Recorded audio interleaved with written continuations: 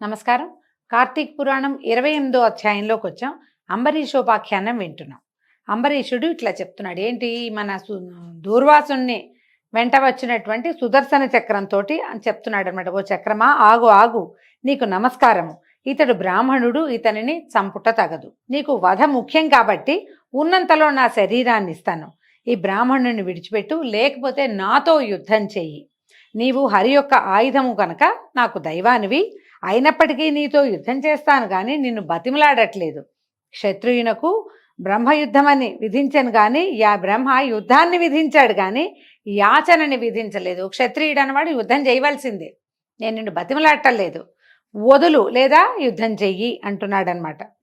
అయినను నీవు నాకు దేవతవు కనుక యాచించచ్చు, అయినా కూడా నువ్వు భగవంతుడివి, ఎందుకంటే విష్ణువు యొక్క ఆయుధాన్ని కాబట్టి నువ్వు కూడా విష్ణు సమాన స్వరూపుడివే. నాకు నేను నిన్ను యాచించవచ్చు, నువ్వు సమస్త భూతములకు అజేయుడవు. ఆ మాట నాకు తెలుసు, అయినా కూడా నా బాహుబలాన్ని చూడు. నాకు తెలుసు ప్రాణుల్లో ఎవ్వరూ నిన్ను జయించలేరు. చక్రాయుధానికి అడ్డం పడగలిగిన వాడు ప్రపంచంలో లేడు. అయినా కూడా నా వల్ల కాదు, అయినా నాకు తెలుసు ఆ విషయం. అయినా కూడా నా బాహుబలాన్ని కూడా నువ్వు చవిచూద్దు గాని. విష్ణువాది దేవతలందరూ నీ బలాన్ని నా బలమును కూడా చూతురుగాక. నిన్నిప్పుడే భూమి యందు పడవైచెదా. అట్టి అవస్థ చెందక ఇతనిని విడువు. అంటే క్షాత్రధర్మమైన యుద్ధానికే అంబరీషుడు తెగబడిపోయాడు. తనని కాపాడమని అడిగిన దూర్వాసుని అంతకుముందు శాపం ఇచ్చినా కూడా తనని కాపాడమని బతిమలాడుతున్నటువంటి దూర్వాసుడి కోసము తనకి ప్రత్యక్ష దైవ స్వరూపమైనటువంటి సుదర్శన చక్రాయుధంతో యుద్ధానికి పూనుకున్నాడు. నేను నిన్ను నేల మీద పడేస్తాను, నీ బలాన్ని నా బలాన్ని కూడా విష్ణువాది దేవాదులందరూ కూడా చూస్తురుగాక, కాబట్టి విడిచిపెట్టని అరుస్తున్నాడు. ఇంకా చెప్తున్నాడు, నీకు జీవించి ఉండి హరిహస్తమందు నివసించ కోరిక ఉన్న ఎడల నన్ను పాలించి నా మాట విను, శరణాగతుడైన ఈ బ్రాహ్మణుణ్ణి విడిచిపెట్టు. నీకు బతకాలనుందా అని అడుగుతున్నాడు సుదర్శనుణ్ణి. రాజు ఇట్లు గట్టిగా తను పోరాటానికి సిద్ధపడుతుంటే అరుస్తూ చక్రం సంతోషించి ఎంతో సంతోషంతో రాజుని పరీక్షించవలైనన్న తలంపుతోటి కోపముతోటి ధూర్తంగా ఇట్లా పలికాడట. ఓ చక్రం అన్నాడు ఇట్లా, ఓ రాజా, తెలియనా నీకు తెలుసా అన్నాడు. మధుకైటపులనే రాక్షసుల్ని విష్ణుమూర్తి సంహరించాడంటే నాతోటి సంహరించాడు. దేవతలకు జయించుటకు శక్యం కారైనటువంటి ఎంతో మంది రాక్షసుల్ని నేనే చంపాను. విష్ణువుతోటి విడవబడి నేను చంపాను, ఆ శక్తి అంతా నాదేని చెప్తున్నాడు అనమాట. కోపంతో కూడిన ఈ దూర్వాసుడి మొహం చూడ్డానికి ఎవడైనా సమర్థుడున్నాడా? ఇట్టి దూర్వాసుడు శంకర బ్రహ్మల యొక్క తేజోధారి అయినను ఇప్పుడు ఇటు అవస్థను నా వల్ల పొందాను కదా. ఎందుకంటే బ్రహ్మ నుంచి జన్మించినటువంటి ఈయన దూర్వాసుడు బ్రాహ్మణుడు, రుద్రాంశ సంభూతుడు. 2 తేజస్సులు ఉన్నాయి, బ్రహ్మ తేజస్సు, రుద్ర తేజస్సు 2 ఉన్నాయి. ఇప్పుడు చూడు ఇట్లా కాళ్ళు పట్టుకుని బతిమలాడే స్థితి వచ్చింది. అది నా వల్ల వచ్చింది. శంకరుని వలన క్షత్రియ సంహారకమైన తేజస్సు సంభవించింది. ఆ తేజస్సు నాకంటే అధికం కాదు, బ్రహ్మ తేజస్సు కూడా నాకంటే గొప్పది కాదు. అది కూడా నా చేత అనేక పర్యాయాలు అతిక్రమించబడింది. నేను ఎన్నిసార్లు బ్రహ్మ తేజస్సును కూడా తెగొట్టేశాను. శంకర బ్రహ్మల తేజోధారి అయిన దూర్వాసుడే ఇట్టి అవస్థను చెందితే కేవల శంకర తేజస్ సంభూత క్షత్రియ తేజోవంతుడివైన నీవు నాతో యుద్ధం చేయటానికి ఎట్లా సమర్థుడవుతావు? ఇది చూడండి ఎంత బాగా చెప్పారు. బ్రాహ్మణులు బ్రహ్మ తేజస్సు నుంచి జన్మించారు. వారి వంశాలన్నీ బ్రహ్మ తేజస్సుని, అందుకే బ్రాహ్మణులు అంటారు. క్షత్రియులు రుద్రాంశ సంభూతులు, శివుని నుంచి పుట్టినటువంటి క్షాత్ర తేజస్సు నుంచి పుట్టిన వాళ్ళు అనమాట. ఏం చెప్తున్నాడు ఈ దూర్వాసుడు? 2 తేజస్సులు కలిగి ఉన్నవాడే ఇటకు నేల మీద కూర్చున్నాడు, నన్ను వదిలిపెట్టు బాబోయ్ అని బతిమలాడుకుంటూ. నీకొక్క తేజస్సే ఉంది, నువ్వు కేవలం రుద్రాంశ నుంచి వచ్చినటువంటి క్షాత్ర తేజస్సు నుంచి పుట్టినవాడివి. నువ్వు నన్నేం చేస్తావు? నువ్వు నన్నేం చేయలేవు. క్షేమం కోరినవాడు బలవంతునితో సంధి చేసుకోవాలి అని ఇలా చెప్పబడింది. న్యాయం అది. అయితే నువ్వు మూర్ఖత్వాన్ని అవలంబించి నాతో యుద్ధానికి సన్నద్ధుడివయ్యావు. ఎందుకు? నువ్వు హరిభక్తుడివని నేను నిన్ను సహిస్తున్నాను, కాబట్టి దూరంగా పో, ప్రాణాలని వృధాగా పోగొట్టుకోవద్దు అని సుదర్శన ఆయుధం ఉరుములాంటి కంఠంతో చెప్పాడట ఆయన. సుదర్శనుడు చెప్పేసరికల్లా అంబరీషుడు కళ్ళెర్ర చేస్తూ ఇట్లా అన్నాడట, ఓ చక్రమా, నీవు నా దేవునకు ఆయుధమైతివని నిన్ను బాణముల చేత 100 ఖండాలుగా కొట్టలేదు. నీవు క్షత్రియ ధర్మాన్ని అవలంబించి నాతో మాట్లాడుతున్నావు గనక ఇక ముందు నీకు ఆ గర్వం ఉండదు. నీకేం క్షాత్రాన్ని నేను ఉంచనన్నాడు. నీ గర్వాన్ని నశింపజేసే బాణాలు నా చేతిలో ఉన్నాయి. నేను బ్రాహ్మణుల యందును, దేవతల యందును, స్త్రీల యందును, జ్ఞాతుల యందును, గోవుల యందును బాణములు వదలను. నీవు క్రూరుడవైనను దేవుడు అవటం చేత ఇంతవరకు ఉపేక్షించాను. నీవు దేవత్వాన్ని వదులుకొని క్షత్రియత్వంతో కూడి నా ముందు నిలిచి అగ్నితో సమానమైన వేడి కలిగిన నా బాణాలని సహించు, చూద్దాం. ఇట్లని ఏం చేశాడట అంబరీషుడు 24 బాణాలని ఆ చక్రం యొక్క పాదాల మీదకి విడిచిపెట్టాడు. ఇంతకీ సుదర్శన ఆయుధంలోంచి మాటలు వస్తున్నాయి. ఆయన స్వరూపధారిగా కనపడలా, అది తిరుగుతోంది చక్రం. ఆ పళ్ళలోంచి నిప్పులు వస్తున్నాయి. 1000 అరలు కరిగింది. అది కదులుతూ ఉంటేనే కళ్ళు మిరుమిట్లు కొలిపోతున్నాయి. 1000 సూర్యుళ్ళ కాంతట దానికేసి తేరి చూడలేరు. కంటికి శ్రమ కలిగించేటువంటి లక్షణం కలిగింది అది. అందులోంచి ఉరుముల్లాంటి శబ్దాలతో మాటలు వస్తున్నాయి కానీ ఆయన స్వరూపంగా కనపడలేదు. అందుకని అంబరీషుడు ఏమంటున్నాడు, నువ్వు దైవత్వాన్ని విడిచిపెట్టి, ఈ శక్తిని విడిచిపెట్టి స్వరూపంలో కనపడు, అప్పుడు నీ సంగతి చెప్తానని 24 బాణాలు వేశాడు.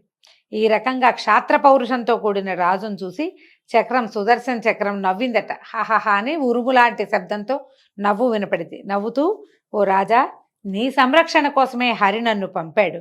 నిన్ను శరణాగతుడైన ఈ బ్రాహ్మణుని కూడా వదిలిపెట్టాను, సుఖంగా ఉండు అని చెప్పి ధనుర్బాణాలతో కూడి ఉన్న రాజుని స్వరూపంతో కౌగలించుకున్నాడంట సుదర్శన స్వామి. కౌగలించుకుని భూమి యందు నేల మీద నమస్కారం చేశాడట. నువ్వు భక్తుడివి, భగవంతుడు ఎంత గొప్పవాడో భాగవతోత్తముడు అంత గొప్పవాడని ఆయనకి నమస్కారం చేశాడు. ఇట్లా విధేయుడుగా కనపడినటువంటి ఈ చక్రాన్ని చూసి రాజు ఇట్లా అన్నాడట, సంసార మధ్యలో సంచరించే పురుగునైన నేనెక్కడ, హరి యొక్క హస్తమందు ప్రకాశించడి నీవెక్కడ, ఇట్లు తెలిసి కూడా నీతో యుద్ధమునకు సన్నద్ధుడైన నా తప్పును సైరించుము. నేను నిన్ను తిరస్కరించి విజృంభించి యుద్ధమునకు సమాధానపడితిని. క్రూరమైన నా క్షత్రియ స్వభావం ఇట్లు చేసింది కనుక నన్ను క్షమించు అని సుదర్శన చక్రాయుధ స్వామిని అంబరీష మహారాజు పరిపరి విధాలుగా ప్రార్థించాడు. ఇది శుక్లపక్షము, పగలు, యుద్ధభూమి, మకరమాసము, ఇట్టి పుణ్యకాలమందు నా దేవుడివైన నీ వలన మృతియే మరణాన్ని కోరే నేను ఈ యుద్ధానికి వచ్చాను నాయన. భగవద్గీత యందు చెప్పబడినటువంటి ఒక ప్రత్యేకమైన వాక్యాలు చెప్తున్నారు. ఉత్తరాయణంలో శుక్లపక్షమందు పగలు మరణించిన వాళ్ళు అర్చిరిది మార్గాల్లో పోయి బ్రహ్మపదాన్ని చేరుతారని చెప్పబడింది. కాబట్టి ఈ కార్తీక శుద్ధ ద్వాదశి నాడు వెళ్ళిన దూర్వాసుడు మాఘమాసానికి తిరిగి వచ్చాడట.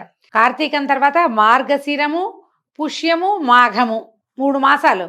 ఈ పరిగెడుతున్నటువంటి దూర్వాసుడు కార్తీక శుద్ధ ద్వాదశి నాడు మొదలుపెట్టాడు చక్రాయుధం నుంచి పరిగెత్తడం. అంతా తిరిగి తిరిగి తిరిగి మాఘమాసంలో మళ్ళీ చేరాడట ఈయన దగ్గరికి. జ్వాలల చేత భయంకరము, దేవదానులకి భరించలేనిటువంటి 100 మెరుపుల కంటే అధికమైన కాంతి కలది అయినటువంటి నీ రూపమును సాధారణ ఒక గవ్వపాటి చేయని వాడని నేనెట్లా సహిస్తాను తండ్రి. సహస్రాగ్నియుతమైన రవిబింబంలాగా 1000 అరలని సహస్రారాలని ధరించేటువంటి సమస్త సంహారక శక్తివి అయినటువంటి నీ రూపంతో యుద్ధం చేయటానికి నేనెట్లా శక్తున్నవుతాను. కోరలతో కూడి భయంకరము, 10 దిక్కుల యందు అగ్నులను బయలుపుచ్చుతున్నటువంటి నీ యొక్క దంతపు దెబ్బను దేవుడు గాని రాక్షసుడు గాని అసలు ఇంకెవ్వడైనా గాని సహించగలడా. మెరుపులు, సూర్యుని కిరణజాలములు మొత్తములైన భయంకరాకారాలు ధరించి వచ్చినా కూడా నీ తేజస్సుని తిరస్కరించలేవు. విష్ణువు భయంకరాకారమైన నిన్ను ఆశ్రయించి నిన్ను ధరించి 3 లోకములను పరిపాలించుతున్నాడు. నీతో విరోధించిన ఎడల దేవతలు గాని దానవులు గాని అన్యులు గాని నిన్ను జయించలేరు. దైత్యులను చంపవాడవు, భక్తులను పాలించువాడవు, విష్ణువు యొక్క కాంతి చేత ప్రకాశించుతున్నవాడవు, ప్రాణ గమన కష్టమును హరించువాడవు అయినటువంటి నీకు పరిపరి విధాలా నమస్కారం చేస్తానని ఆ సుదర్శన చక్రాయుధాన్ని ఎన్నో విధాలుగా ప్రార్థించాడు అంబరీషుడు. నిన్ను గెలుద్దామని కాదు, నీ చేతిలో సంహరింపబడదామని యుద్ధానికి వచ్చాను తండ్రి.